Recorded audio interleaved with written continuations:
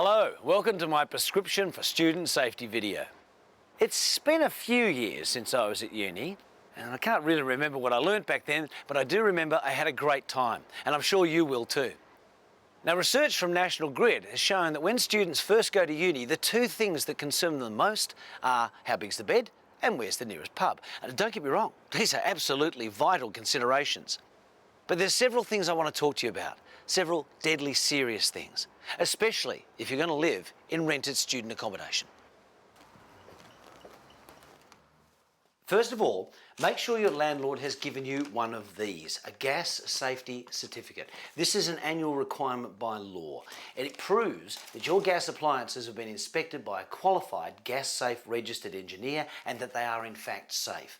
Here we're talking about your cooker, your hob, your boiler, and gas radiators. Dodgy gas appliances can generate carbon monoxide, and carbon monoxide can poison you and it can kill you. And the trouble with CO is you can't see it, taste it, smell it, or hear it.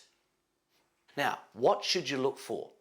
The flame on your boiler might burn yellow or orange instead of blue. The pilot light might go out easily, or there could be stains or soot around the appliance. Now, symptoms of CO poisoning include a headache, shortness of breath, lightheadedness, sickness, or dizziness. And the thing is, it can kill in a matter of hours, so you're especially vulnerable when you're asleep. So, make sure your house has one of these, an audible CO alarm.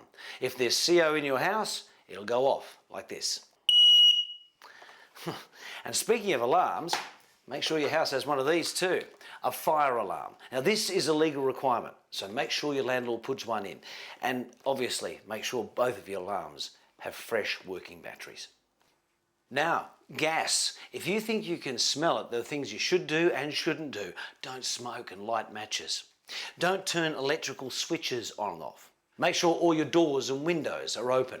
Then turn off the gas control valve at the meter, unless the meter's in the cellar, because you might have to turn a light on to go down there and that could trigger an explosion. Then you immediately call the National Gas Emergency Service on 0800 111 999.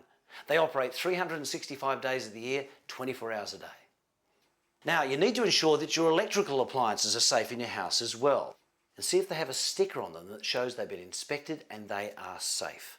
Once again, if you're unsure, ask your landlord. I mean, they expect you to pay your rent on time. You have a right to expect that they provide you with a safe home. Now, before I go, one last thing. I think it's probably safe to assume you don't live in a mansion surrounded by acres of land. So get to know the people next door. Because if you're like me and you like a party at 4 a.m. in the morning, if they know you, they might be a little more understanding. As they say in the classics, everybody needs good neighbours.